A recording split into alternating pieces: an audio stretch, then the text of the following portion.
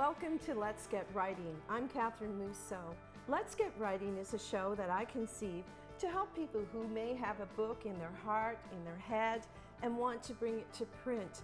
And I've taken the opportunity to sit down with so many interesting people who have done just that. And today my guest is Geoff Goodyear, and Geoff is a former resident of Grand Falls, Windsor. Welcome to Let's Get Writing. Thank you, Kathryn. Thank you very much.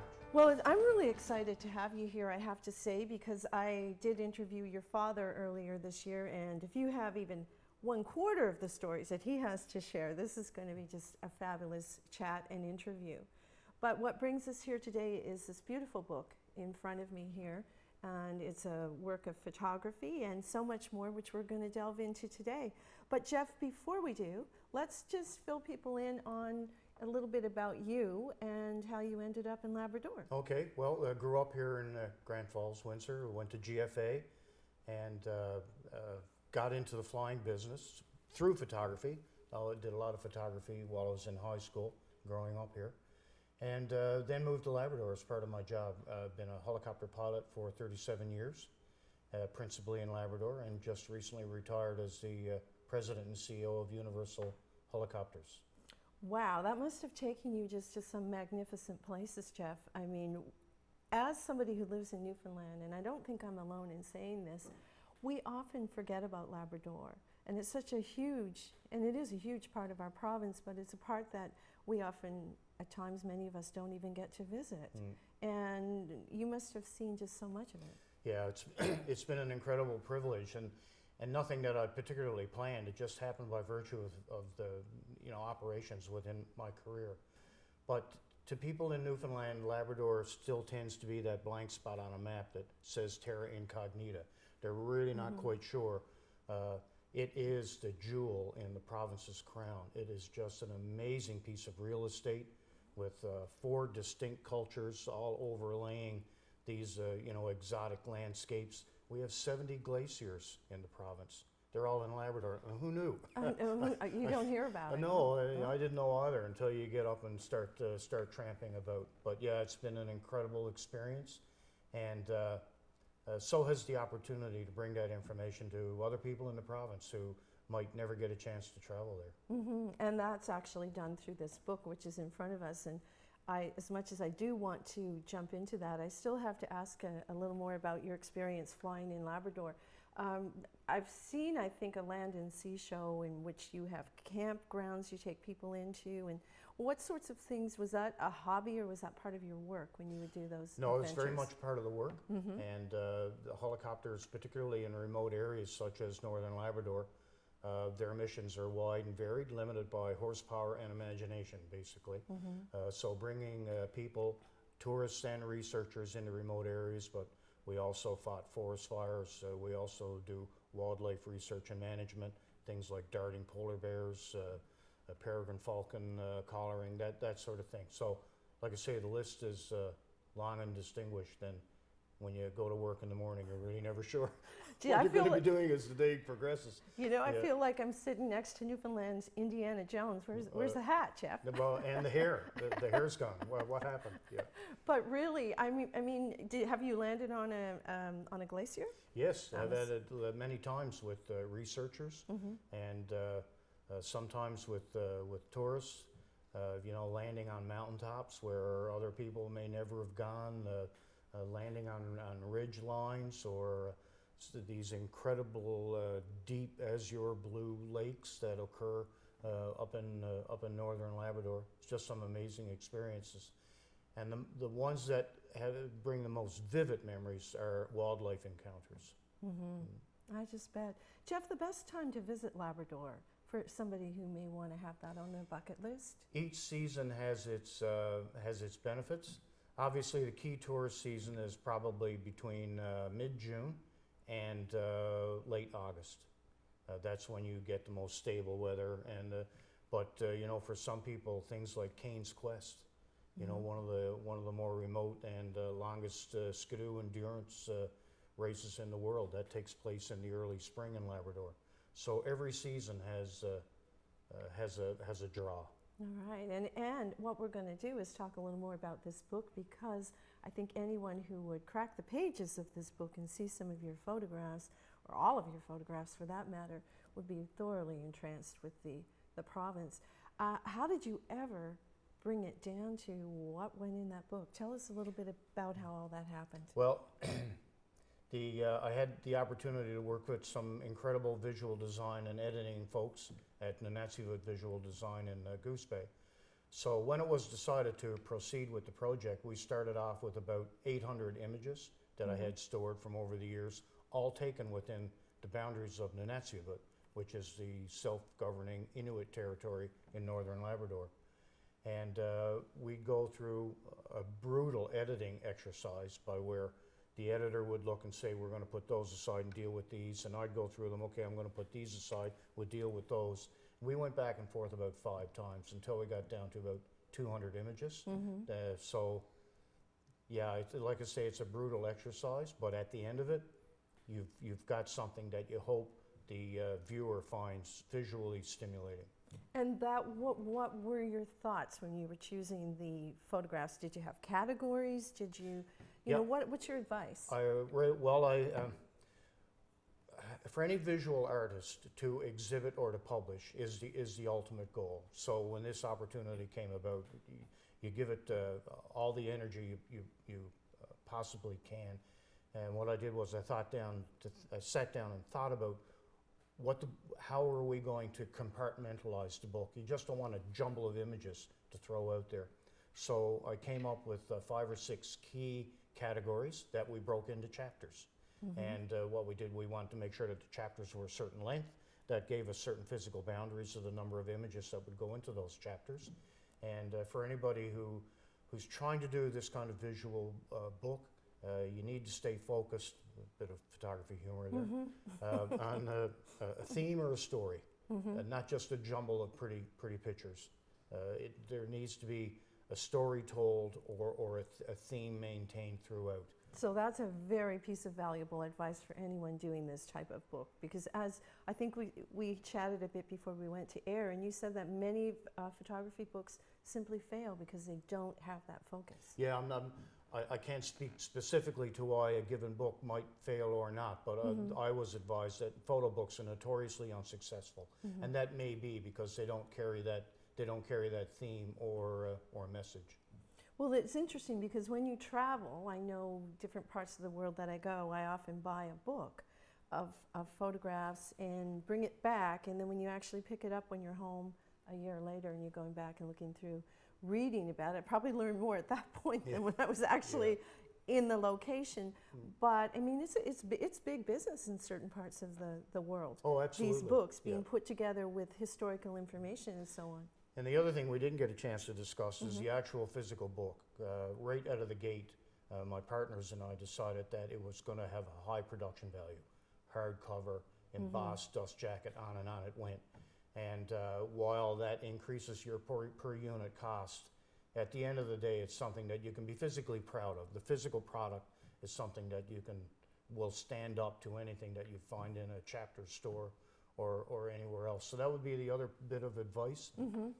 Try to keep the production value as high as possible. And it certainly is. I'm just going to take the book down here for a minute, but it's beautiful. It's in itself. I think the starkness of the black and white, and that didn't happen by accident. So did my editor, thankfully. Yes. Yeah. Okay. So you're doing a book with beautiful color photographs in here and some striking colors, but you chose for the cover black and white. Yep. Yeah.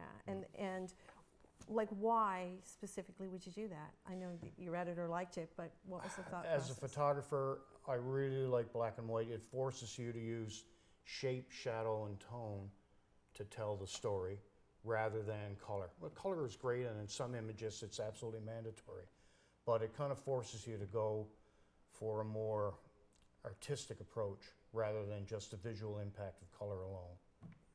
Yeah, it's striking. The book itself is beautiful, and then as you go into the book, we have a picture of you up there in all your winter gear. Yeah, that would have been mid-August. That would have been. Just kidding. Yeah. No gloves on. It could have been summer. Huh? Could have been summer.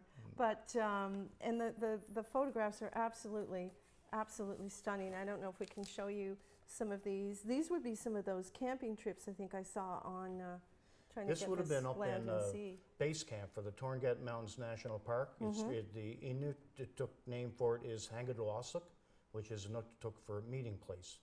And this is where Inuit elders and youth and tourists and researchers gather every year to get out on the land and do some exploration within the Torngats. It's also great that you turn to that first chapter, which spoke to culture and community. There are 4 distinct cultures within Labrador: Inuit, Innu, Nunatsiavut, and settler communities.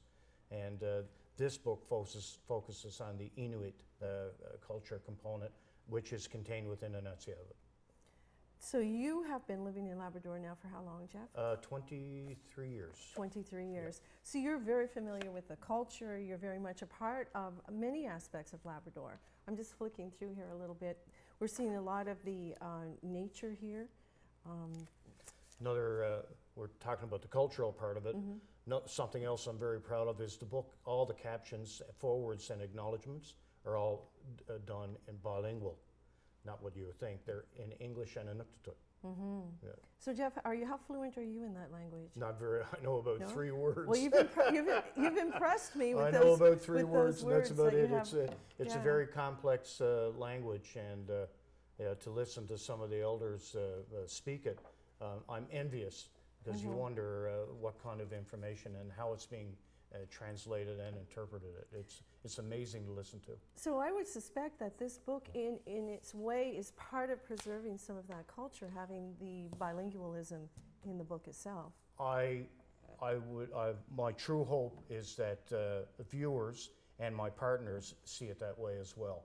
That it's an opportunity to not only highlight the heritage in the area, but also act as a bit of an archival point.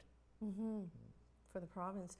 Now, Geoff, you mentioned that when you published the book, you did this independently in Labrador, and that there were certain challenges that came with that, not being in the chapters, not being, available, I guess, online with Indigo or Amazon. It is still not available that way? No, or is it and for various reasons. It's published by the Nunatsiavut government. They were my key partners in this. And as soon as a book is not published by a nationally recognized publisher, it falls outside of their distribution nodes. So like if Fitzhenry and Whiteside or some other nationally recognized publisher had taken on the project, then it would have been part of that national construct and distribution. But being not self-published, but a non-recognized publisher, it fell outside of that. Now, still, Amazon have a system that a self-published book can be put into their system, but upon research, the financial model just didn't work. For this particular type. Particular I book. guess it would have sold maybe a price point of, I'm thinking, $200 or something like that on it. To make it work, the price point of Yeah. this book was $40. Yes. And yeah. we had to work within the confines of that. And at the end of the day, there needs to be something left over, given the work that was put into it, right? So they do have a system, but the financial model didn't work for me. Chapters have been incredibly helpful and encouraging. They wouldn't take the book on within the national system, but every store I approached were very open and helpful in setting up one-off book signings and receptions, in-store receptions, one in Ottawa, and we had several in St. John's. But both of those stores were very supportive and very helpful. Even though it fell outside the national system, within the local store structure, they had the autonomy to support this kind of thing, and they did in spades, and for that I thank them. Yeah, and it's not easy either when you are independently published to get around, to have the time to do all this. It's an incredible amount of time to reach out to people, do your receptions, and transport people to those places. A lot of effort. Having said that, we enjoyed, my wife and I, Allison and I, enjoyed every minute of it. It was great. And we had the support of the Nunatsiavut government, and also the Innu Nation were there at several receptions, and it was great to see old friends. People used it as a focal point to gather and say hello, and they all turned into social events rather than commercial encounters, and we enjoyed every minute of it. So even though there's a lot of effort that goes into it, for somebody who's self-publishing or that has an opportunity to set up an opening reception for a book launch, do it. Do it twice. You'll have a ball. So it sounds like you did. You certainly bring a lot of enthusiasm to your description of it. Geoff, it had to work because this is the second print. Yeah, the first print, we blew through that in months, and my partners acknowledged right away. And the second printing is we got to do it. So we did the second printing, and I'm within a couple of cases of the whole thing being sold out. So from a commercial and a distributing point of view, regionally, it's been a wonderful experience and a success. My only regret is that we weren't able to get into a national flow, which would have taken it to another level, and then given a wider audience. It would have been much more beneficial for the mandate of getting Labrador out there. Well, true, and this was one thing has it been part of a tourism effort? Has this book been part of any type of tourism campaign? Not tourism per se, although the Nunatsiavut government have their own stock of books that they use in schools and for various other distribution areas, tourist operations as well. But it wasn't meant for tourism per se, although, hopefully that'll be a byproduct of it.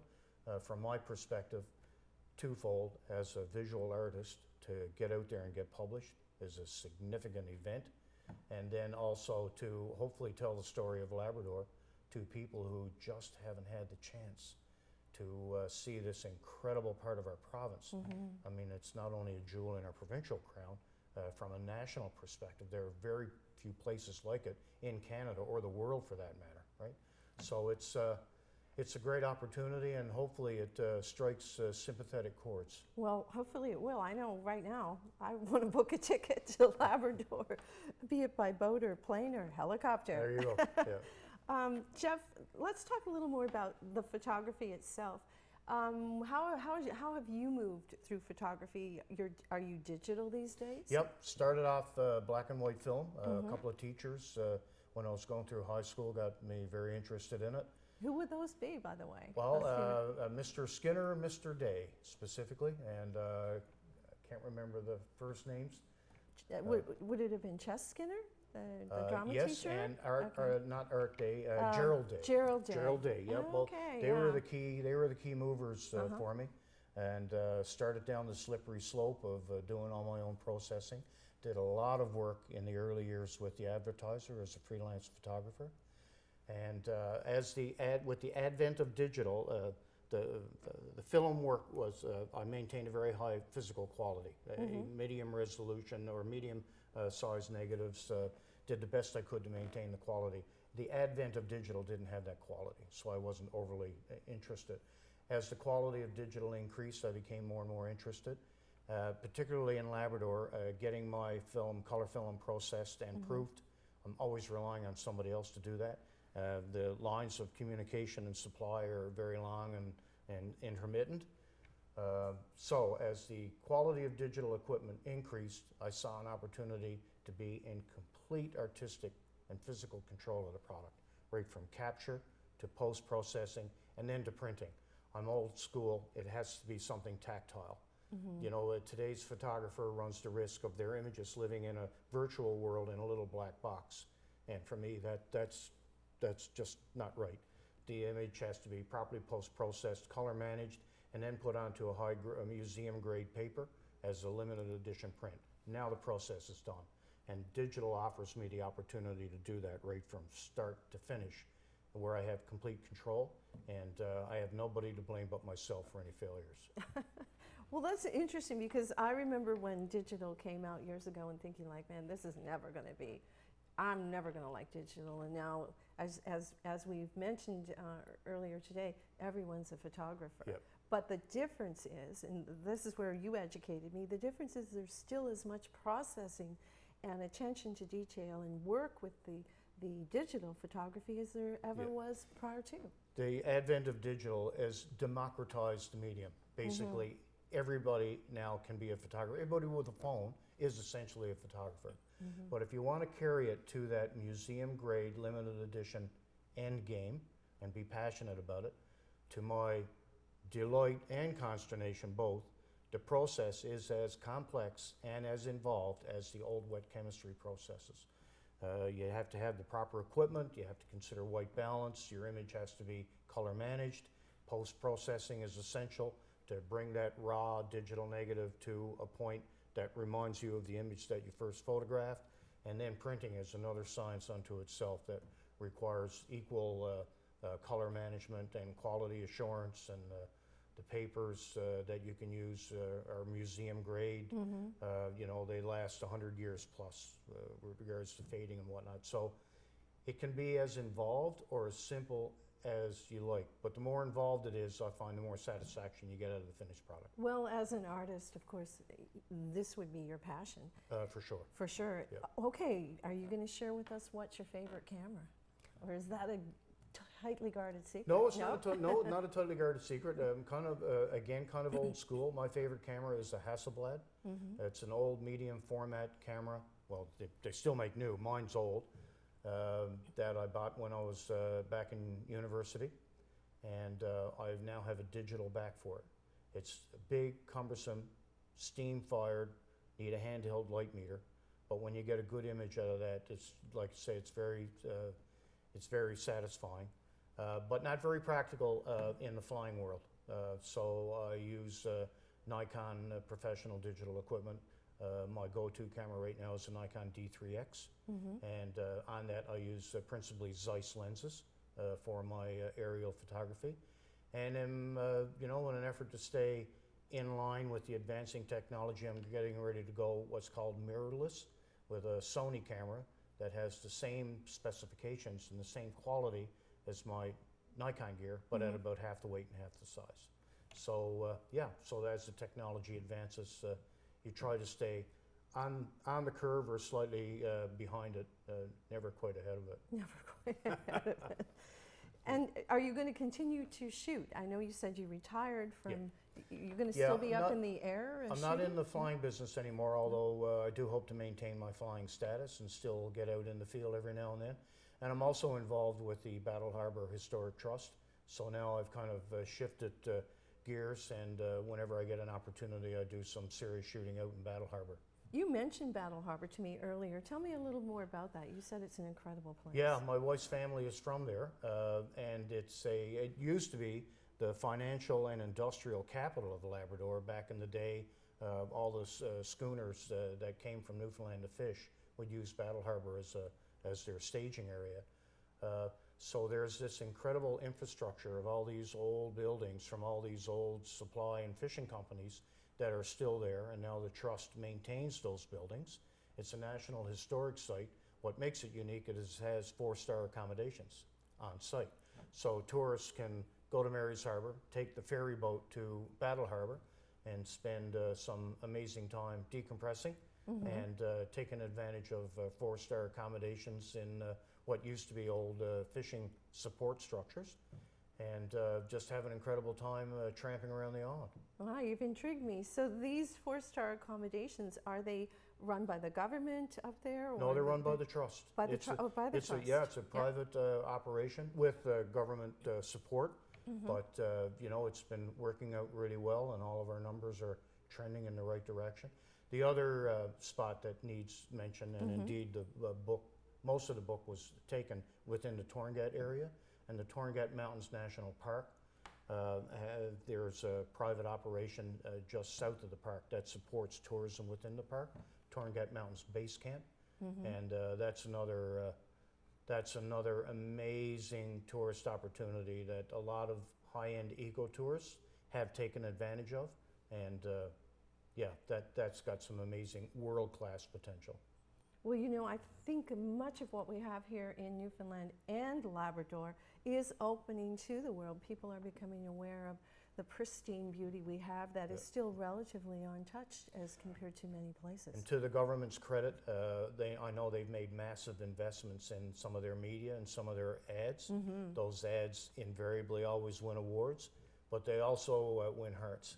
And I think a lot of the increase in tourism numbers that we've had over the years are due in large part to the investment that they've made in those ads. They're incredible. We did one actually up in the Torngat some years ago that still shows from time to time. Is that right? Yep. I think in speaking about hearts, that your heart is definitely and will always be in Labrador.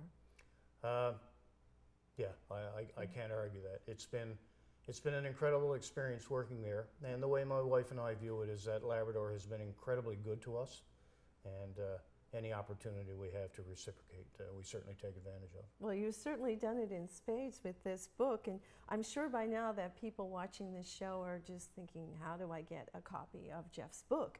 And actually, how do people get a copy? Well, it used to be sold in several stores, but we're getting very close to being sold out. Right now, the Shalloway Choir in St. John's have been using the book as a fundraiser, and it can be acquired by emailing admin@shalloway.ca, and they can arrange for an online transaction, and they can ship the book out to you. Well, that sounds great, and not too many left, so anyone out there who wants to get a copy of Geoff's book, jump on that. Maybe there'll be a third printing. What do you think? Well, you never know, but books work on volume. So if there was an opportunity to get some sort of a national distribution option, that's something. That's when you'll do it. And anyone wanting to learn more about you, Geoff, we've got a website, which is geoffgoodyearphotography.ca. And we encourage people to check out Geoff's site, and they can probably contact you right from there, can't they? Yes, they can. Absolutely. Well, I want to thank you so much for coming in and sitting down with me on your visit back to Grand Falls, Windsor. It's been a pleasure. Hey, and I hope you have a great vacation. Thank you. Thank you so much. And everyone out there, let's get writing.